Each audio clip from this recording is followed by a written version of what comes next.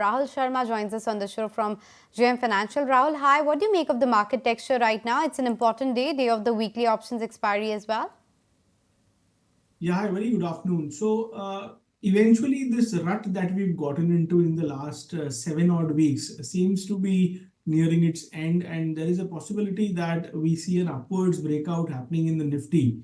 Now, we were waiting for a correction that has sort of happened, both time and price correction in small and mid caps, and time correction in the broader market. Both of the checks seems to be done. And now I think seeing the last couple of days of recovery, especially in the banking, which has been a major concern for the market, seems to be that we are heading towards the Nifty giving a breakout at 20,000, above which I think we should easily see the Nifty heading towards 20,500 and higher. The odds are more in the favor of bulls as long as 21,500 on the Nifty remains intact. We feel the trend is very much intact, and we should see an upward breakouts happening anytime soon.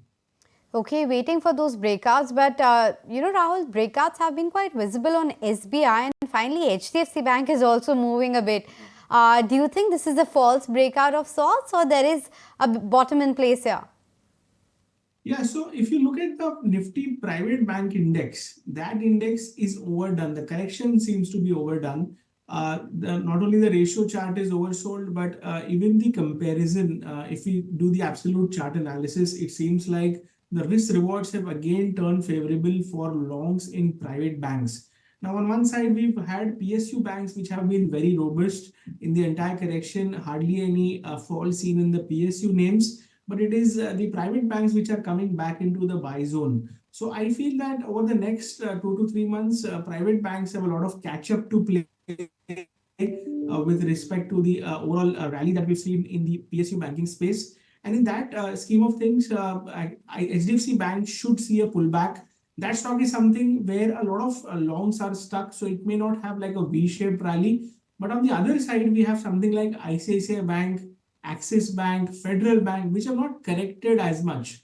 So in the private banking names, these are the stocks which we feel can deliver the alpha over the next few weeks to months, and there is a significant upside to be had once this reversal takes shape. Incrementally as these banks get over, even HDFC Bank should follow suit. But I think this is the best. These are the top three stocks according to us based on the technical parameters that we check, which are expected to do well.